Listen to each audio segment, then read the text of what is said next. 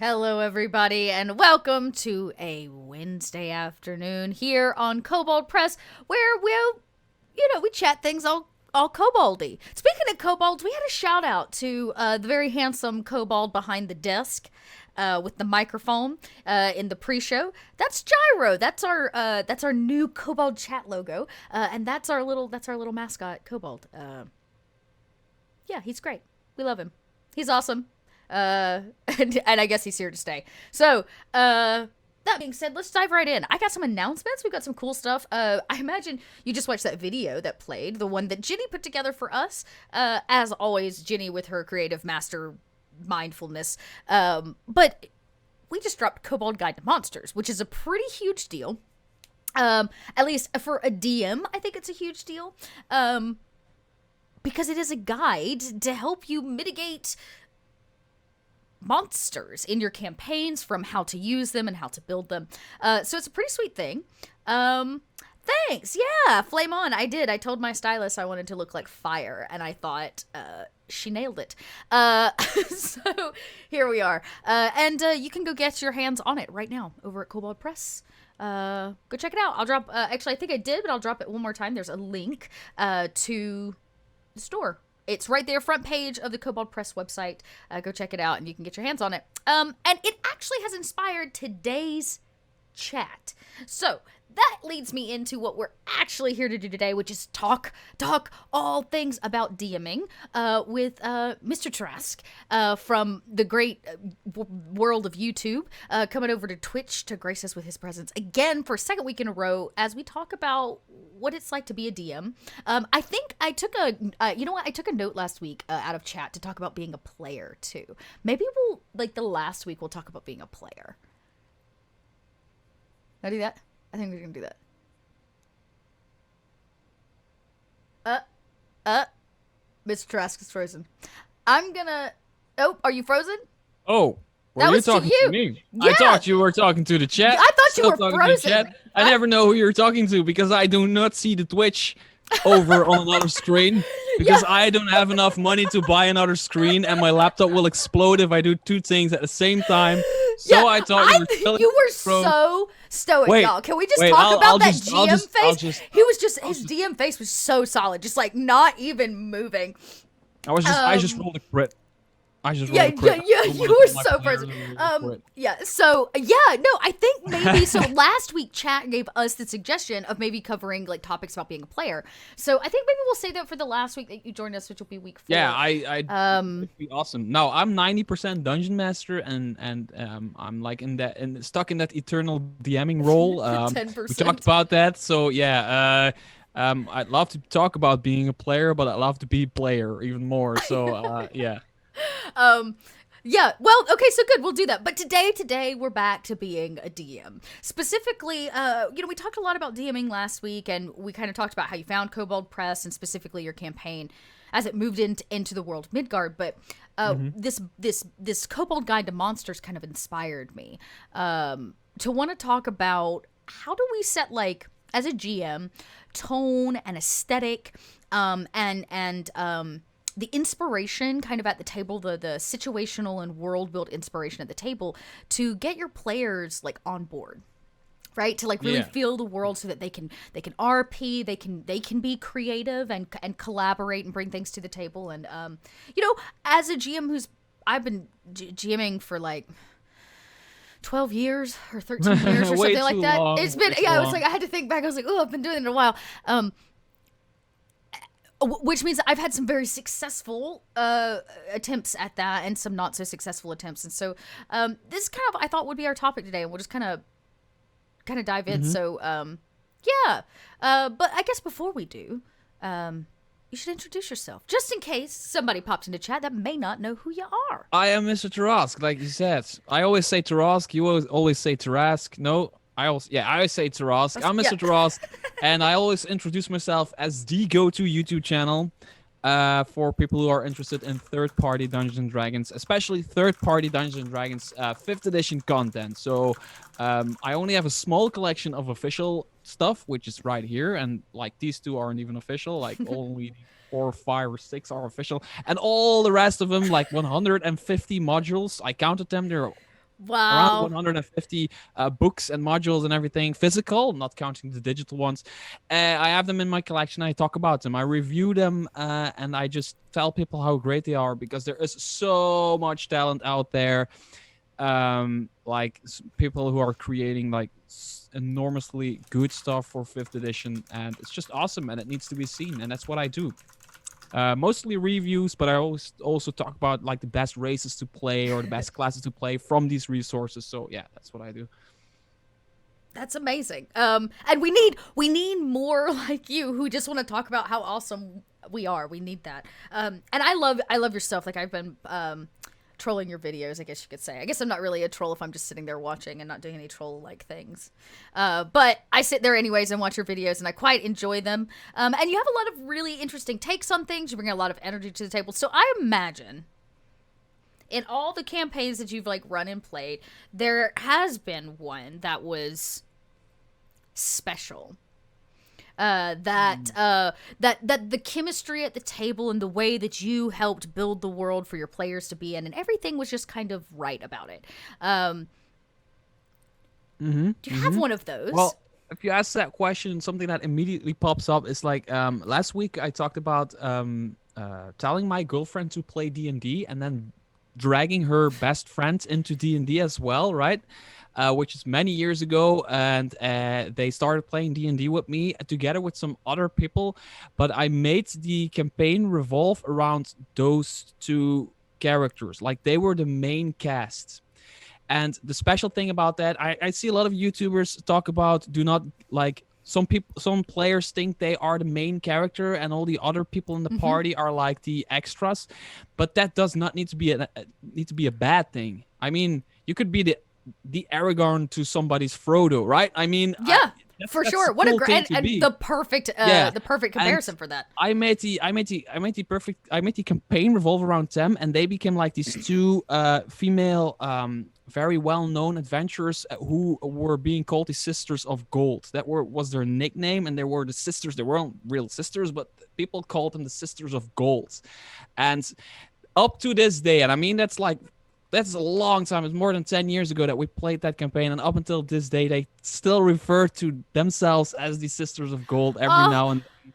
And it's so amazing. And all the other people who were playing on that table, we had a bunch of people sign in and then a bunch of people sign off, and but we have like this main party after a while, and the other people were all completely okay and fine with that. They were all playing like the characters that helped these Sisters of Gold become these Sisters of Gold. Right. So at the end of the campaign, there was a statue made of the Sisters of Gold, which were like these two big statues of female adventurers. And then the people that helped them were smaller statues, but they were also there, right? So they were smaller statues that were just these two big women with gear and everything, and then there were the smaller ones who were also there, also important, but they were just like, yeah, they were the arrogant to do their Frodo. That's like they were the main characters of the story, but the other people helped them. They were like Sam.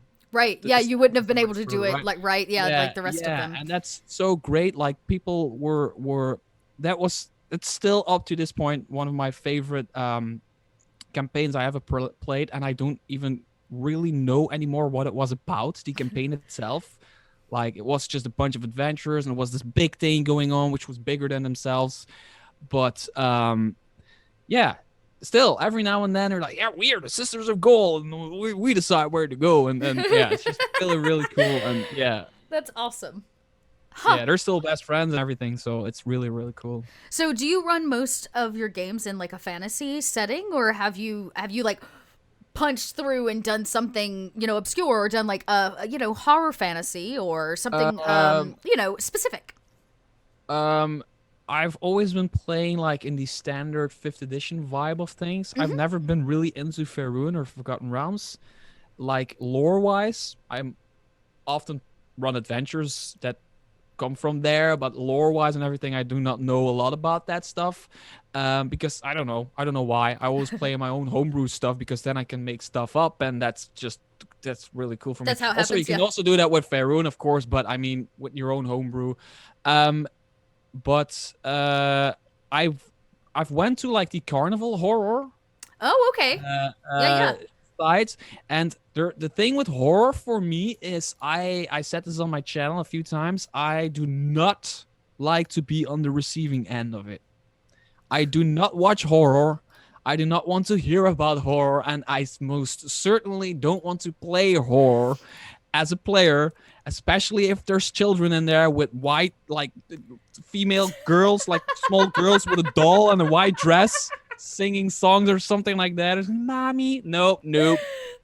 But, but I'm very good at bringing creepy horror, and that's because I'm like the Batman. You know, I use that fear of horror to bring it over to my players. And my player, we played some horror one shots, like small adventures, and I am I know of myself like that. I have like a lot of expression in my face when I do these voices and these NPCs, and I'm really good at doing a creepy clown or like a toy live, and I have like these hands, and I can yeah. Um, but that's Yes. about as far as I went outside of the fantasy. Although I really want to play in a low magic setting. I would really like to Sure. play in like a Lord of the Rings esque setting. There is still a lot of magic in Mm-hmm. there, but it's Yeah. more like no. It's hard to put your finger on it. It's something I would like to try out.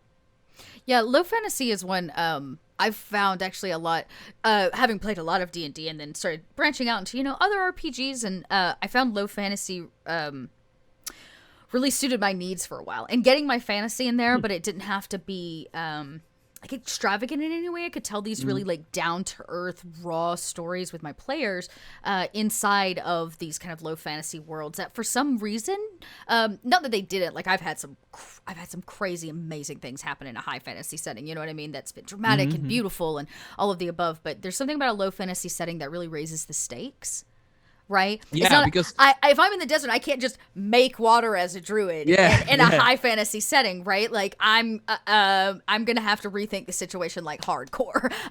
And so I think it raises the stakes for players and sets kind of a different tone for a campaign. absolutely. Which is, I think I say the same for anything if you're gonna run just a horror campaign, but the way you're talking, it's interesting. It's almost like you weave some of those things just constantly throughout your campaigns. Like they may go into a scary place and now it becomes a little horror, or now they run into this kind of a place or run into a fey Yeah, forest. most of the time, I'm going to be totally honest. Most of the time, it's just when I get a module in my hands or a book in my hands that I really like, I will just throw it in their Have you faces and run just ghouls run yet? it. Have And you run Empire of the Ghouls yet? I'm actually one of my there's one person that DMs for me. He's my Oh, greatest hero. If oh. you're watching, Sam, you're my greatest hero. Thank you for DMing for me. And then there is also another person who DMs for me, which is Alex on my Patreon. If you want to play with me as a player or a DM, go to my Patreon page. Shameless plug, because Alex is a great DM. Anyway, but like in real life game, there's like one person who DMs for me, Sam, and he is actually wants to run Empire of the Ghouls, and Yes. that's the sole reason that I didn't gotten to review it yet on my channel, because people Okay. are asking, "Hey, you're reviewing everything from Kobold Press. Why are you not reviewing Empire of the Ghouls?" And I'm still sitting here like, "Please DM this for me. Please I use this want to for me." play so I can do the thing. So Okay. All right. yeah, and then I Interesting. can do the Okay. review from a player standpoint. But Yeah. Well, don't go yeah, back to Chats because I cracked it open on Roll 20 one day, and I peeped through it. So okay, just yeah. saying. I don't want to see it. It's right here. It's right here. It's Don't right do it. here. If you're gonna But play it, yeah. I thought it was very interesting, but it has that vibe, right? And it's Mhm. still set in this case. Like you could run, because it's a 5e game. You could run that campaign adjacent or woven into whatever game you're currently running. I feel like, but one of the great things about it is that it is just like so deeply, in my opinion, Midgard. Like it's so very Kobold Press. But what's great about it is you can go from it to this game, which is horror to some degree. It's kind of like it's like a high intrigue horror, right? Because you're also dealing with like Yeah, well, I don't yeah. want to spoil anything. It's like high intrigue horror. Yeah, Is I what know it is. it's like typical Kobold Press, where you also have like the almost political type of intrigues and everything Yeah. woven into that horror. Yeah, Yeah. into the horror element. Or and then on the flip side of that, you look at something, because I'm getting ready to run Courts of the Shadow Fae. And so that is also high intrigue, but that is not really horror in any way. It's like proper 100% like social combat intrigue. There's like a social ladder you have to climb, right? To be able to even just like communicate with some people or talk to some people. And so it's really I just think that it's really interesting that within our worlds we can push I say push move our players in and out of different aesthetics, different things, from horror to high intrigue politics to these kinds of things. And how do we as GMs like set that tone? How do we prepare to run a high intrigue campaign versus how we prepare to run Empire of the Ghouls, which is horror at its finest, right? And I know my prep is way different, at least in terms of, but I'd be interested to hear your thoughts, like when you get ready to say run, even if it's just a one shot, that could be, I'll use a different example. What if it's like, what if your theme is action, right? So it's more action packed thing, or like I have one game where they have to, it's the most meta one shot that I've ever written, where they get called in by the great bard Shakespeare. And the great bard Shakespeare is requesting them he tricks them, gets them there, and he's basically a drunkard and has lost his way. He's lost his muse, and he needs help writing the next great play. And he wants to do it he wants it to be the perfect adventure play. And the only way to get the perfect adventure play is for all of them to go out and have an adventure and write it as a story. It's kind of this meta ridiculous thing, right? Yeah. And so it's like a totally different twist on things, or the way things are done. And I'd be interested to know, like, how do you prepare one for that, to kind of go from different vibes, we'll call them, at the table, and how do you hook your players, right? How do you hook your players? Like the preparation is a really hard one to answer, because I think a lot of the times it's not preparing your players that does the trick.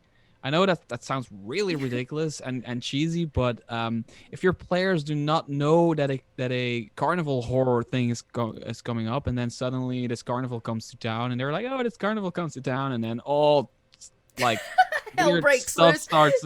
Yeah, and you start playing this creepy clown, and I know I don't know. Music helps, especially with horror. Music helps for me. I had like they were in this creepy fun house, and I had like these really weird organ music I found on Spotify. Like the creepy organ music on Spotify that I was just playing very softly in the background for that one. So that always helps. Music is like, I mean, there's scenes on YouTube where you can watch Star Wars without the music, and you see what a ridiculous movie that is. And they do that with almost all films. And I'm talking about the original trilogy. I'm a really big fan of them, but they're still ridiculous if there's no music. I mean, music is like the main thing. But something that works for me is like more of a trick, actually. It's something that I heard about somewhere. It's like giving everything, not only NPCs, but every place and every NPC and every room or whatever, giving everything in your world one distinct feature. That's for me something that really works. For example, you have this NPC that stutters. He just stutters. I mean, that could happen. It's just such a simple thing, and people will remember him or her for that. And it's stuff like that. And something that really gets people into a campaign and really start to see it as a movie more. Is being very quickly off the bat with NPC names. Like, that's for me the most important thing. If somebody asks me, hey, by the way, what's your name? And they're talking to a random shopkeeper and I don't have a name, I will always be able to answer that within half a second. I will give a name, and I've got a trick for that. Like, it's one of my secrets I've been using. And it's actually I'll show. for example, you have the Tome of Beasts open, right? Right, and you Uh-huh. have like another monster book open, right? And there's just open, and you have them next to you because nobody will ask twice about that. But you having a book open next to you, you're a freaking dungeon master. You always have, oh, guess what? Names. There's names in here. Writer names, and they're like this sounds ridiculous, but this That's works. amazing. This works so well. All I do is look at the names, like Josh Edwards, right? Great name. Yeah, and then I try to find a female name. There's less of those, but I try to find them. I can't not really find one right now, but anyway, like you have like Christine Metzik, and yeah, Christine Metzik, and I will just remember one female name and one male name. I will just remember that one, and we start playing, and then suddenly I need a name, and I will just boom. Christine. It's a female, it's that name. It's a male, it's that name. But then, right, the moment I have like a second off, I glance at the book, I remember another name, and I keep that name for the second one I need. You know what that's like? That's like putting your quarter on the on the joystick game. Or on the pinball machine. It's like being like, I got this for when I gotta have it again. If I can need to re-up my balls, But I know it's a ridiculous trick. And no, it's actually as the Pyro Club said, it's actually kind of brilliant. It's like all the names in the front of all of these manuals we own, all of these books is like another table of names. Yeah. Even though it's credits, it's another table of names. For us, all names, all American names and English names sound like movie names, people who come from movies or whatever. And when we play D&D, I speak Dutch as my native language. I do all the scripted stuff in Dutch, but I do all in-game stuff in English. So for us, we watch English movies, we watch English TV. So for us, the game is separate from the descriptive stuff, right? So the game actually is in English like we watch movies. It's really weird to explain to somebody who's native English speaker, but so all the names actually sound cool to us, like most of these sound cool to us, like sound movie-esque to us. So that's something I do that every session. Sometimes I don't even need an NPC name, but I got two in my head. It's really remember two, like a female and a male. There's always a book open next to you, right? I mean, yeah. And at the front of every book is what? Yeah. Other than a list of people writers that and illustrators and that you have like blown my mind. That is a great tip. That is a great tip, because I'll tell you, one of the things I am the worst when it comes to coming up with NPC names, because my players are the kind of players where I'm like, okay, I definitely don't need today is going to be a combat day. Like, I know it. I know they're going into combat. And instead, they'll switch that around and want to question every person in this village. And I need a name for like 6 or 7 NPCs that they come across. Coming up with names really on the fly really draws them in, like because it feels like the world instantly responds on what they're doing, and they're not feeling that a dungeon master is like, sorry guys, give me 1 second, let me check my notes for that. No, I got it, it's this, and boom. It's freaking great. I love that. That's such a great tip. That's such a great tip. I got sidetracked because I thought that was so great. But, we were talking about music and like how to set the tone, and you were saying that this is one way to like not break the moment, right? Like not break the moment by not having an NPC name, which seems so simple, but like in actuality is kind of a no-brainer, actually. When you talk about it out loud, it's kind of a no-brainer. And that's a great tip to overcome that, because I know I'm horrible at coming up with names. Some people have also just print out a list with names, but then your players see the list and they know, okay, he has a list right there. But if players do not know about that trick, they just think you have him. You have a monster manual next to you. You have a monster book next to you. Who cares? You're a dungeon master. Who cares if I die at the end, because I got a quarter right here for this game. I'm gonna re-up. Yeah, exactly. No, I think that's great. That's very fun. That's very cool. And as Dark Lord Snuggle points out, you don't want to be that person that's like using things in the room, like Waller. What did he say? Walter table. Oh yeah, and everybody, trying to like search for it in the moment. I love that. Everybody's called Doogie Madook face or something like that. Yes. Yeah. Yeah, and I would agree with Pirate Club too. You know, at least in horror for me, because I run actually a lot of horror, which is funny that the next thing I'm running is like very high class social intrigue. But I also find that detailed description in horror is what makes it, right, because you need your players to see it. Horror is so much about the visual, but I actually had a great tip one time. Somebody told me, because you were talking about giving, like picking a thing and giving it, like a personality, right? Like a town has a thing, right? Or the name of the person is like there. I had somebody tell me that when you give descriptions for your RPGs, to think about all of the senses that we as people use. So in horror, oftentimes I use smell. In my description. I talk about how the room smells because smell is such a potent thing. But oftentimes we forget, like, we think sight is all that is there. We'll often say, you see this, but there's so much else. Like, what is the temperature of the room?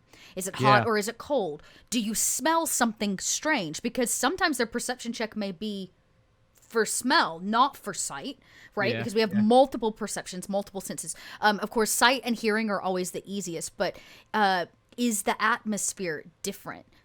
How is your breath? Like, can you, is it, like I said, cold or warm, but like, is it hard to breathe? There are all kinds of different things that you can do around the senses to expand their experience in the world you're like trying to create or in the moment you're trying to create. That's and a taste, good one. yes.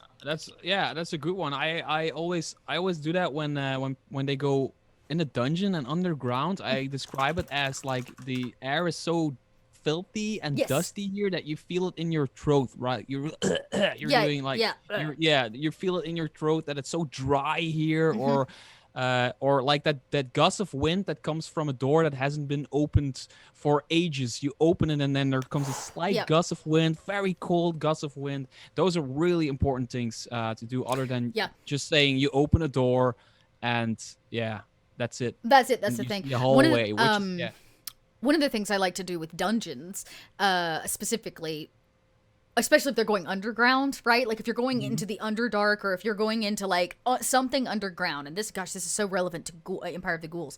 And you spend, that's all I could,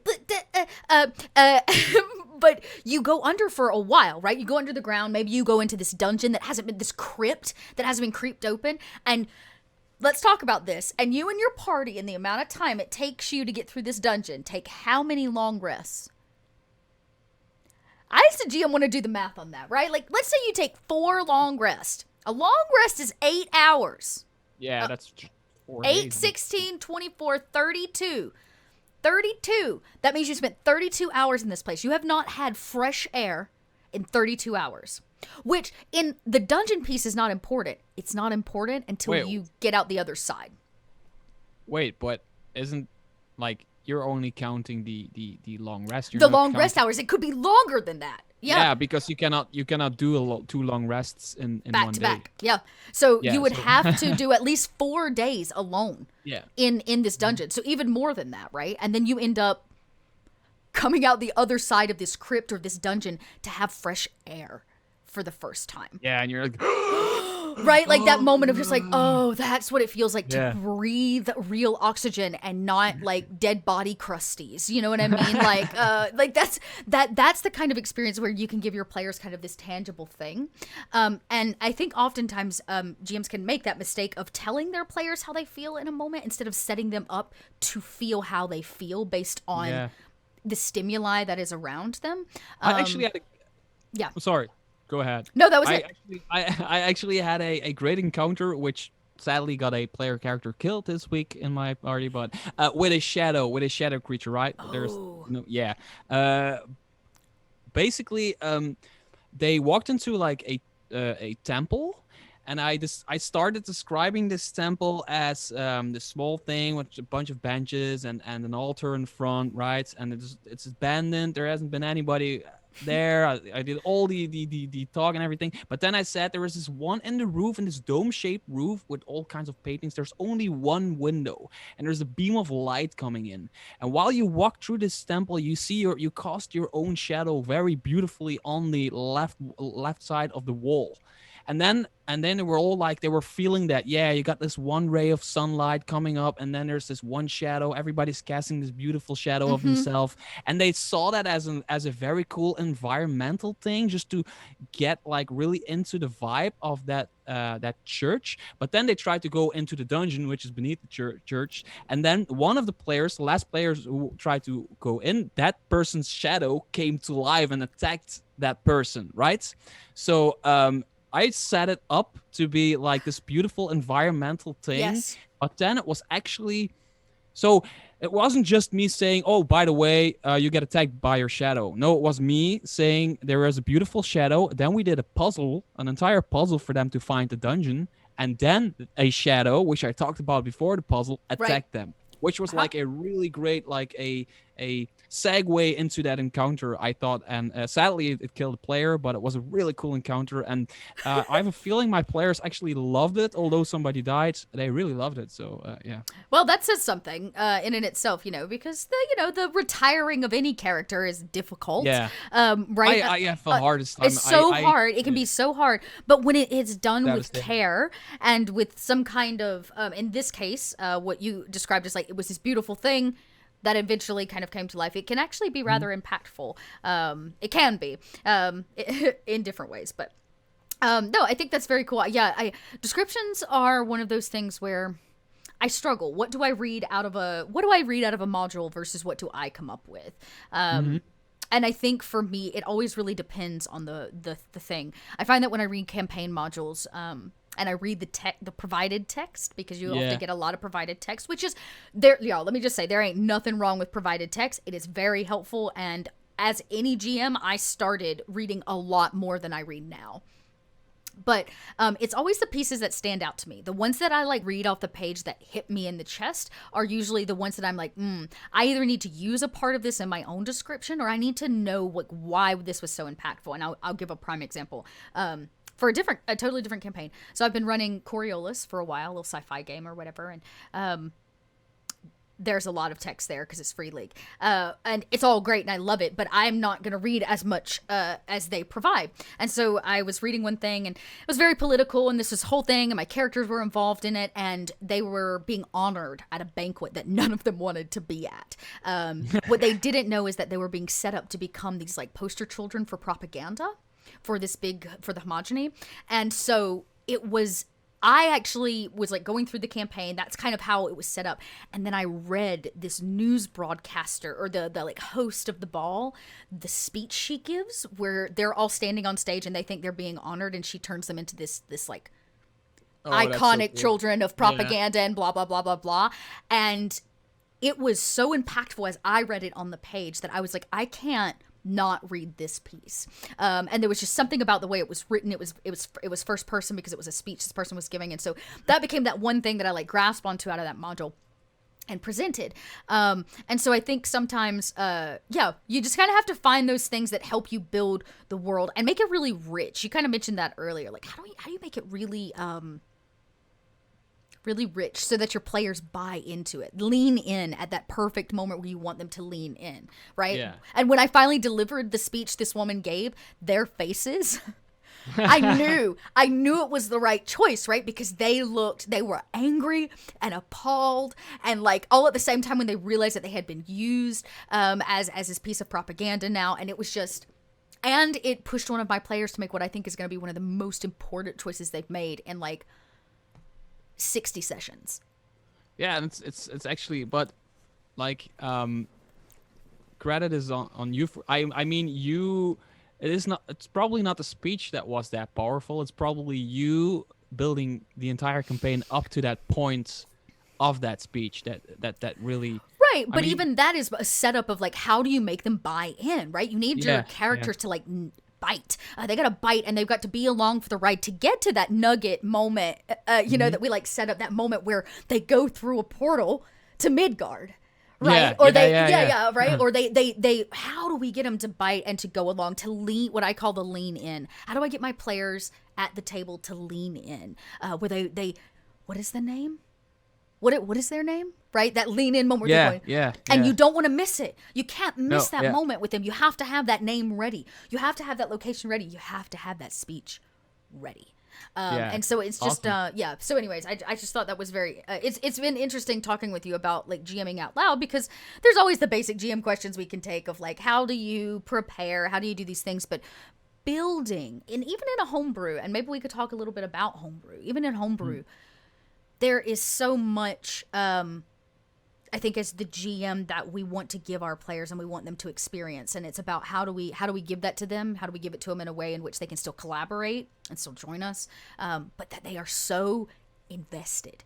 You want them invested, you know. Yeah. And you can do that in so Like many ways. the I think it's also important to know that it's important not to skip over parts that might not seem important.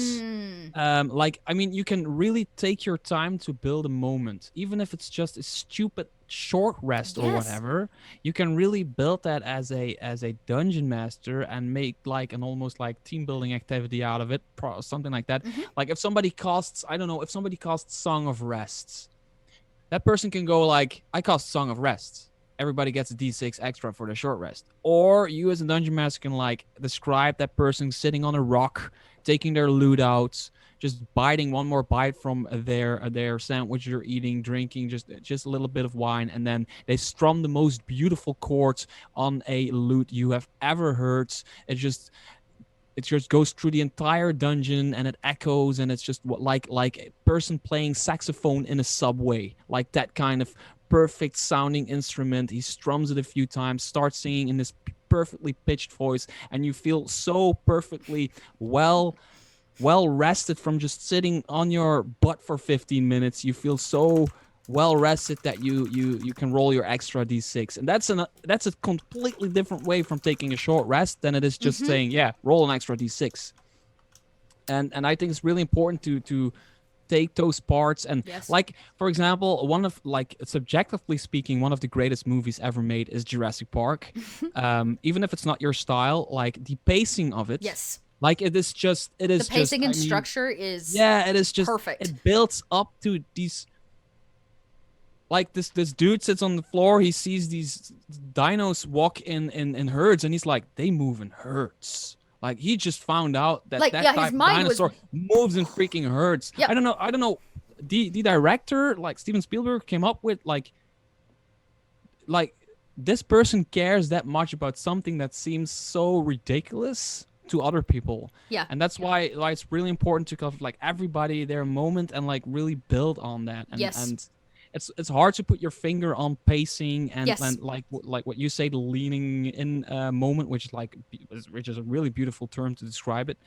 It's really hard to put your finger on it, but it's just take your time. Like if you read a Tolkien book, if you read Lord of the Rings, he can describe a mountainside. He can do it for 2 pages. And Right. I was about to say, the way he talks Yeah. about food is yeah, some yeah, would it's consider just- problematic, you know? Like, Yeah. Like, if pages I- of descriptions of meals. If I read Harry Potter, I still want to know how butterbeer tastes like. And I know there is a butterbeer commercially in the real world just to sell that stuff. I know, but that's not what I want. You want I to know want the to, butterbeer. like, from the Harry Potter universe, the butterbeer, right? Because who cares about butterbeer? Like, if the writer would come up to me, he's like, yeah, there's butterbeer in Do you my know- do setting. you know- I was okay. like, okay, great, there's butterbeer in your setting. There but are then 2 she writes pieces about it, and of then, iconic food. And for the record, I think next week we're gonna have to do iconic stuff, because very clearly we are on a pop culture, like, same mainstream Sorry. stream here. Sorry. No, it's great. I love it because I know our minds are in the same place. We're gonna just have to talk about like influences and how we bring our influences into our games, because like pop culture, movies. We've talked a lot about movies. Like, how many references have you and I made alone, right? We'll have to talk about. We'll just have to talk about that next week, because I think that is just such a. Oh, and somebody mentioned like mythologies. How do we bring mythologies or mythos into our stuff? But you're right. Like the pacing is so difficult, and it can be very hard to put your finger on it. But Trooper in chat makes an interesting point, and I'll read this one because I think it's really great. One thing they think is useful about written text, and I think this is actually true about a lot of different things when we talk to other GMs, when we look at other and watch other people do it, whether you read the text out loud or not, is that pre-written text is a window into a different GM's mind. And having access to different GM's mind can always be used to give one more insight into one's own mind, reading others helped me learn about how to GM. So I think that that's so very true. Like that text was written by somebody who's definitely a GM. The one that I read that impacted my characters and kind of was this peak moment, right? And it impacted me even when I just read it on the page and I thought, oh, this gives me ideas. This inspires me. Now let me put my dot version on, like on top of it or whatever. But yeah, this is what I was going to say. I got full circle. 2 pieces of iconic food that still to this day, like your butterbeer, I have to know, what does it taste like? I have to know. The pizza that they eat in Teenage Mutant Ninja Turtles. Oh my God, yes. Is unfortunately beautiful. And I remember as a child that loves pizza, y'all don't understand. It is a pain to watch them eat it because I go, when they take like a slice, like the cheese goes, oh gosh, okay. And then the other is the Krabby Patty.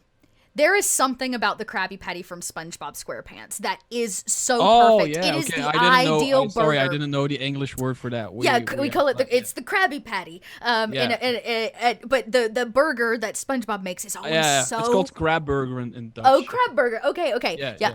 We call it the Krabby Patty. But I love it so much. It looks so good and so tasty. Yeah, and there's everybody this episode where he makes like the perfect ones, right? There's this episode, and you're like, what? Come on. But that's just proper writing. That's just. It is, but here's the thing. And here's what's really interesting about that, and actually ties into the conversation we're having. What happens is it's depriving us. Animation is depriving us of taste. We can't taste animation as much as I would like to eat that pizza, right? But that animation is doing something else. It's using color and sight and its descriptions and the way that other characters react to eating that pizza to make me taste it. To make my sensory effect I have my own idea of what butterbeer tastes like. Like I just know. You just know what it tastes like. Yes, and you have your version of that, and it's totally yours. And I think it's so good. It's so good, and I think that that's something really cool about theater of the mind gameplay, right? I could brew up my version. Like I could actually try to make my version of butterbeer and serve it at a table for everybody. Well, I actually have something like that in my homebrew campaign. And See? it has been a major thing, and it's called blueberry beer. And there's this bar in my campaign setting, which is called the blueberry. Sorry, it's called Blueberry Battlefield Beer. What? And it's just the name, and the tavern is called Blueberry Battlefield Beer Bar, right? And that's the only place where they make the Blueberry Battlefield beer. And I did this entire thing of it, and then one of my players created a character that was obsessed with Blueberry Battlefield beer, and then one of my players took over DMing for my homebrew campaign, and he actually built the tavern and made us go to the tavern. So that was just like, and awesome. Like it's same thing with the butterbeer. It's just the same thing. The Blueberry Battlefield beer, which like something I came up on the fly, but I don't know. But it's like something like that. I actually now remember that it did something like that, and it was a major deal in my campaign. Yeah, see, and you never know when it's going to be those kinds of things. You never know when your characters are going to fall in love with an NPC and they become a major NPC. It happens. It happens all the time. And you just know it. And as a GM, when they lean in, I believe you have to lean in to like meet them a little bit, right? If they hook onto an NPC that was literally like a sidebar character in a campaign or in a module or something, give it all you got. And like if they lean in and want to know more, meet them. Let them know more and let them react and be with that character as much as you want. As you said, take your time. Sometimes we like to rush things, and I think if you don't have to, the really great moments where in movies and TV and film where things breathe, right? Where the story comes out of this horrible dungeon where we've been, breathing in undead dust for 4 days, and we come out the other side and we get to breathe. And that's actually a part of the story where I think you said something that I really loved, which is like, let them, if they're going to take this long rest, fill it with story. It's not just a long rest, or it's not just this person casting with this +6 to make everybody feel better. Like, make it a moment. Make it a moment where your characters can juxtapose what they just went through sucking in 4 days of undead dust, right? So I think that that's really cool. One of the things I like to do too is in their leveling up, I do that as well. Like, so when all my characters level, because I don't always do XP leveling, right? Sometimes I'll do like milestone Yeah, leveling I'm switching to from milestone. Yeah. XP to milestone. Let me tell Yeah. y'all, if you do it XP, they're gonna kill everything. They'll kill everything. They'll kill it Yeah, but all. yeah, they do, but they also don't because I also just give XP if they don't kill it. If Oh, they, interesting. if It's defeating there's it. if there's like a lich in the way, but they somehow talk the lich Oh, into yes, yes. going another way or whatever, it's As the long as they same. still deal with the problems, they get the points. Yeah, that's Yeah, kind they of get yeah. to the other side. Yeah, yeah. Yeah, so I'm with you. I've been doing milestone leveling, which I actually prefer because that means I can kind of help as pacing. I can pace them with the story that I'm trying to like tell with them or whatever, like the world I'm trying to build around them, or however it is UGM. But yeah, is to take level ups because if you do it in milestone, usually a level up doesn't happen in the middle of something. It usually happens Yeah. at the end of something. And when you level up, you get new things. You get new spells, you get new talents, you get new feats. And when you take those things, I want to know what it looks like. How did you learn that really Yeah, cool yeah, feat of X, yeah. Y, and Z? Did you take it because you've just been like waiting on it for months, or did you take it because you learned something in that dusty cavern that you just escaped? Right? Did it inspire you to need something new, like to take the cantrip light so that you can see the next time you're put in that horrid situation? Like, I love that moment where we can see a character level up. What does it look like? Is it a deep meditation? Yeah, maybe they have been following a barbarian around and just Right. picked up on their fighting style. Picked up and, on a fighting style. Yeah, another Yeah. great thing. But giving your players a chance at the end to breathe and to actually say, "Oh wow, we just did this really incredible thing. We did the thing. We killed the thing. We overcame the thing. We talked the lich out of whatever he was doing, and now we're at the other side and we're breathing fresh air together." For a moment. And so just a moment to let them do something like that, to describe a beautiful thing that they all do together, or to let them level up and talk about what leveling up looks like. It is great. That's a very good point about the leveling up. That's something that I did in my early days of D&D, but nobody else did it, right? So as a player, I was always like saying I knew that next level I might get like a swift strike or something like that. I'm just saying Yeah, the yeah, word, yeah. right? And I knew I was going to get that. So every now and then during a rest, I said that I was actually training for that strike, like but it was before I leveled, so I was always like, I'm training for this new art style or new defensive style or whatever, and then when I leveled, I finally like mastered it, and that's the way I always came up with it. But the problem was nobody else was really doing it, and everybody's like, ding, level up, all right, okay, let's go, and they're just happy. But the great thing about milestone leveling though is that if you as a dungeon master feel like you need a 10-minute break, just level up your players. Huh. That's perfect. That's perfect for me. It's like I need a cup of coffee. I need to go to the toilet. You guys level up. And it's just No, yeah, yeah. and Oh my they're God. they're working. I was They're gonna say the working amount their of ass off coffee for I 10 drink, minutes. they'll gain 3 levels in a session. That's awesome. Okay, so we are rounding up here at the end. We're in our last little 10-minute Damn, spurt. these goes fast. Don't Damn. they though? But we have been talking a lot. So chat. Yes. If you are Yes. watching, yes, we had a question. We are live. If you're watching this on YouTube next, we're not. But you can ask us some questions. So get those questions in chat. Since I have bad eyesight, please make sure you put question before it so that Dot can see it and I don't miss it. But we should be able to swing 1 or 2 questions here in the next 10 minutes and see if we can't get them answered. You know what we've been talking about, GMing, DMing, whichever you prefer, and kind of what it's like to be a GM, to set the tone, the table, to make the world what you really want it to be. Because I don't know about y'all, but I've run a lot of campaigns and not all of them have been the same. So now's a good time. Something that I really want to say is what really helps you as a dungeon master to bunch of players who surrender to you as the dungeon master and who are like, they are almost showing up with a bag of popcorn and like, yeah, I'm gonna watch a good movie. I don't care what it's about. I just want to watch a good movie. That mindset from a player is perfect for a dungeon master.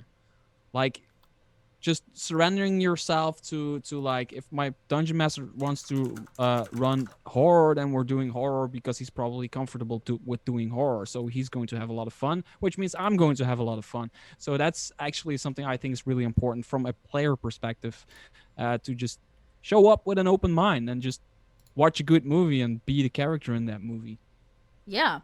Um, well, we are going to wrap because for whatever reason, Oh, Twitch is I'm being a sorry. little strange. Wait, it's starting. We should be back live now. Oh, Good news is, I hi. recorded everything you just said. Wait, right when questions needed to start. Tell us, are we back?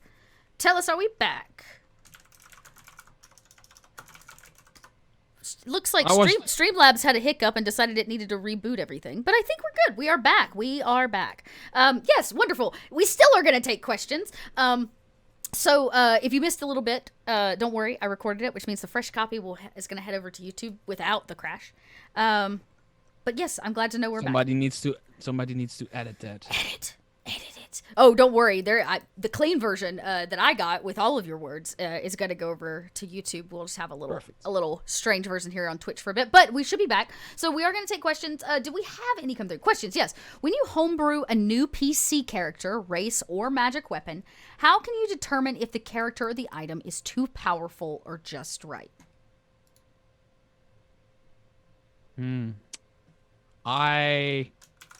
If it's me, I don't know. That's a really hard one. People keep asking me that question actually. Like, how do you balance stuff like challenge rating for monsters? But it's going to sound really cheesy, but I'm so experienced that I just feel it. Sometimes I give something really, really powerful to my players. I still make those mistakes. Yeah. But I've been DMing for like many years, and I know if something is going to be overly powerful or if it isn't. Like, I'm not like always calculating the exact amount of hit points something needs to have, or like how much it needs to have to hit, or I just know like there are complete systems to calculating that stuff, and there's even websites that if you put in every metric of a magic item or monster, it will tell you a challenge rating, and it tell you if it's overpowered for your party or whatever.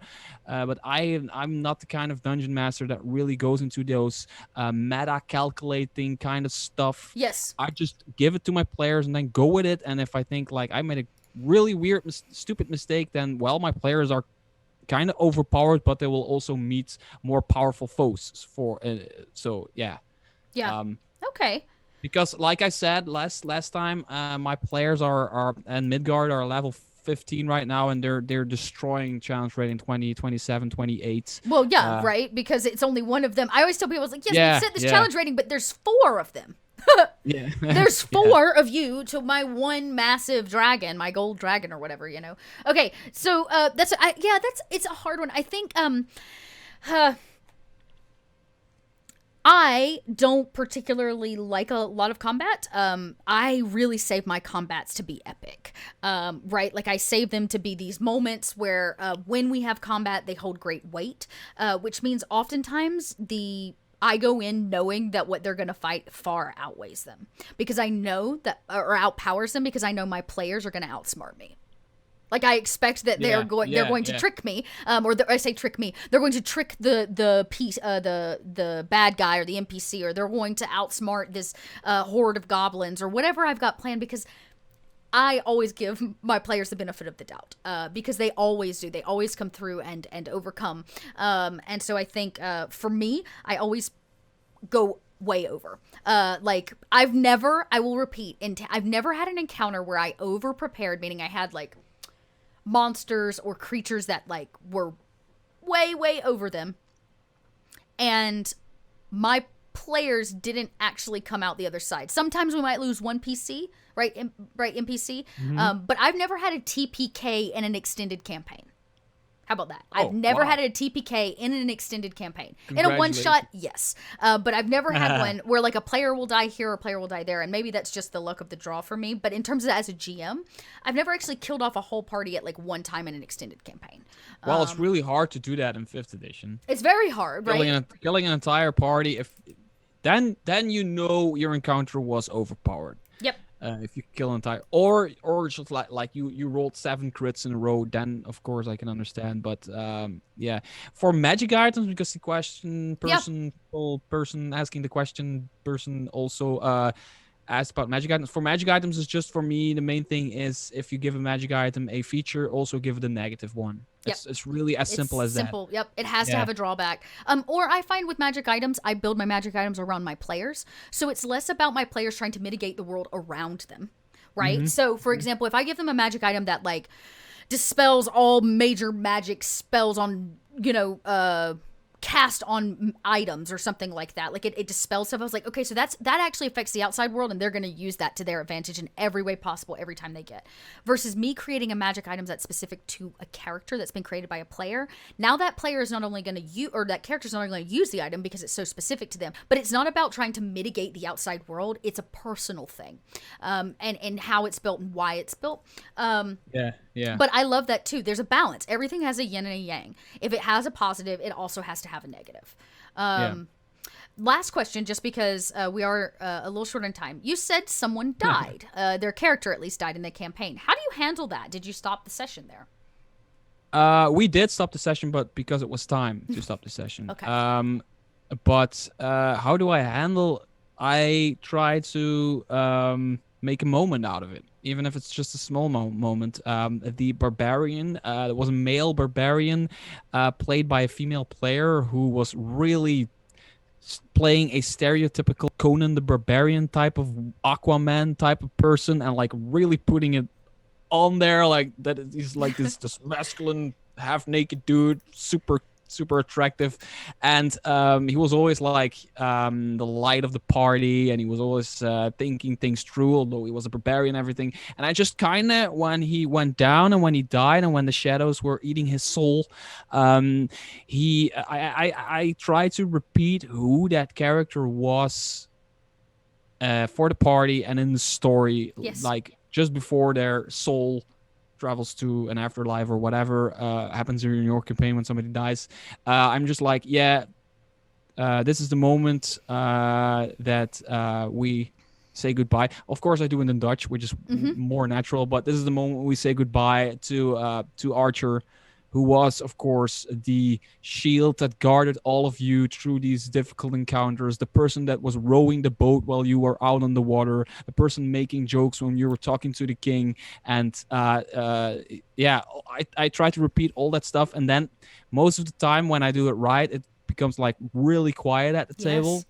And it happened this week. Like one person even said, everybody's so quiet. And it was like on a chat with 6 people, and the Zoom call was completely silent, and I was like describing it. And then the player, she was like, she didn't like that her character died, but she was okay with it because he died. Like she remembered like who he was and how cool he was. Yeah, that was what I was gonna say. Anytime I have to deal with a death of a character, of one of my players' characters, it has to be treated with respect. And you have to take a moment, a breath, to honor that. You as the GM have a responsibility, I believe, to facilitate a table in which everybody feels comfortable. And by bringing a character to the table, they are being vulnerable. They're expressing a part of themselves and their creativity and the thing that they have brought. And that is delicate. And it is your job as the GM to protect that, to give them a great experience. No matter if you're playing horror or high fantasy or low fantasy or social intrigue, it's still your job to keep that creation safe. Now, that does not mean that character may not die, right? As you so put it, like, this is how it happened. This is what happened. And we've all been there where the accidental death happens or somebody sacrifices themselves.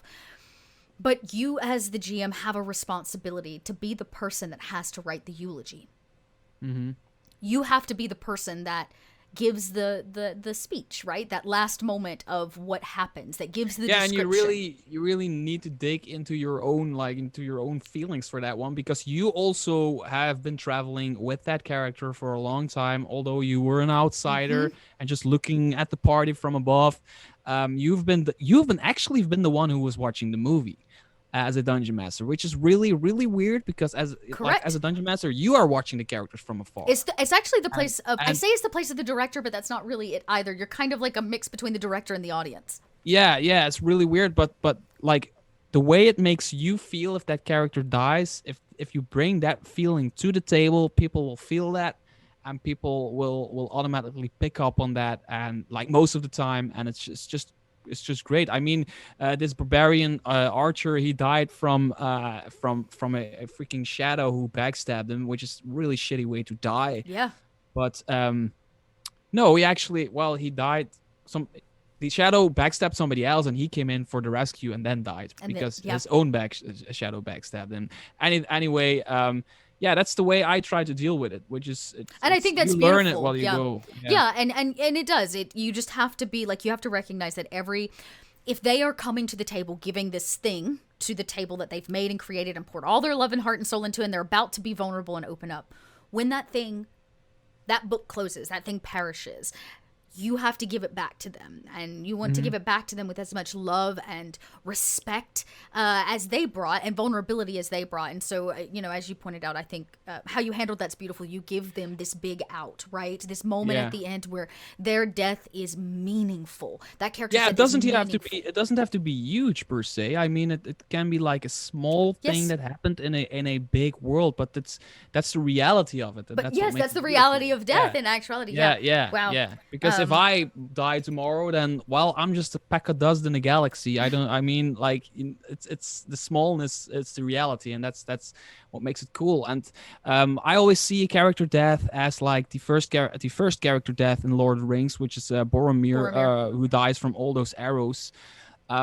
Just see how Peter Jackson in the movie just tells that story of him dying, of just being pierced by all those arrows. And then comes the weird moment that you need to tell your character, your player, that do not come up with a other character that's basically the twin or the brother or whatever. Don't be the Faramir to somebody's Boromir, because that's what they do in Lord of the Rings. Just Boromir dies, and then the next movie there's this other dude who happens to be his brother, and he's just, it's the same. Yeah. It's just So I don't know. This has been very cool. It's been a cool chat, because I think I don't know, it highlighted a few things, and hopefully the audience found some of that information super useful. I know I did. You blew my mind with the names at the front of the book. Like, that's it forever. That will now be like a new thing that I do. Wait, where can I copyright that? I need to copyright. Yeah, you need to put that. Like, I'm telling you, you better just like trademark the hell out of it. So, anyways, that is our Kobold chat for the day. So, strange apologies for the odd Streamlabs hiccuped, and then it was going offline, coming online. It was very strange. Thank you for joining us. If you are a new follower or subscriber to Kobold Press, thank you so much for being here. If you want to learn kind of more about us, go check out social media. You'll find us everywhere as Kobold Press. And don't forget, we do have the store where you can get your hands on merch and books, including some of those beautiful ones that's on the shelf behind our guest there. And recently, we just dropped the Kobold Guide to Monsters. So if you want more of these kind of GM tips, if you want some more ways and helpful hints to, mitigate the needs of a GM when it comes to monsters, from building your own to, as you said, balancing out the table. We had that question earlier. This book is full of interviews with professional writers and GMs, and it has that advice for you. So go check it out. And and before we go, tell everybody who you are, where we can find you when you're not over here for the next couple weeks chatting with me. I am Mr. Tarrasque, and if you like third-party content, D&D content, 5th edition content, then my YouTube channel is the place to go, because I talk about that, and 90% of what I do is about third-party Dungeons & Dragons 5th edition content. So make sure to go over there, subscribe, because you probably don't know it, but it really helps a small YouTuber out if you hit that subscribe button. So just go and do that right now.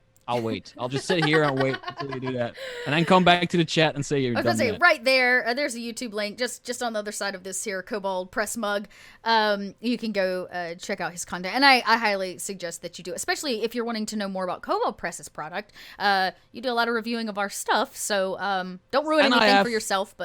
And I have a video series where I blabber about Midgard and how to play in Midgard, and tips about the magic, how in Midgard and everything. I love Midgard. Yeah. I'm very excited. So if you want to start playing in Midgard, go to my blabbery playlist, because I just keep talking and talking and talking, and maybe there's some ideas in there that you can use. I hope there are. So I've no doubt. I've this alone has been awesome. Today has been awesome. I'm already walking away with new ideas to bring to my table. So we will see all of you Same Kobold time, same Kobold channel. Next Wednesday at 3 p.m. Eastern, 12 p.m. Pacific. And we'll be back, actually. Mr. Tarrasque is going to be joining us again, and we're going to be chatting. I think we're going to chat, like, inspiration and pop culture in our campaigns. And, like, how we use it. I think overly prepared for that one. Yeah, I think it's going to be a really great hour. You're going to learn a lot about the two of us, I imagine, and our style. So make sure to join us next week, and we will see you all there. And you know what? I think I'm going to leave you with this adorable video from Jenny. If you didn't catch it at the top, you can learn all about this new Kobold Guide to Monsters from our dear, dear friend, Jenny D. Until then, we will see you all next week. Bye-bye. Bye. It's alive. It's alive. It's alive. It's... Ah, dang it. This happens every time I try to create a fun and exciting new monster to challenge my players. Sometimes I want to go beyond the classic monsters and hit them with something they've never seen before, but I can't seem to get the hang of conceptualizing, creating, and using my own homebrew monsters. Why don't you try the Kobold Guide to Monsters? Yes, it is alive! Wait, Kobold Guide to what? Monsters. It's a book from Kobold Press in which master writers from across the gaming industry share their simple but effective step-by-step processes for creating your own monsters. That does sound useful. What kind of stuff does it cover? How to write great descriptions, motivations, and psychology to drive your monster's behavior, how to use its environment and resources, and even realistic alternatives to just fighting, so your encounters have variety. That sounds amazing. Where do I get my copy? From koboldpress.com. Don't worry, there's a link in the description. But do you think I really need it? After all, I made you. Maybe I'm already a master of monsters. Oh no, I'm very bad. You did a bad job. You look fine. No, trust me, I don't have any bloodlust at all. In fact, I'd really like to try gardening. Why does this keep happening? Fine. Ask the land kraken to get you a trowel. He's probably in the kitchen making cupcakes.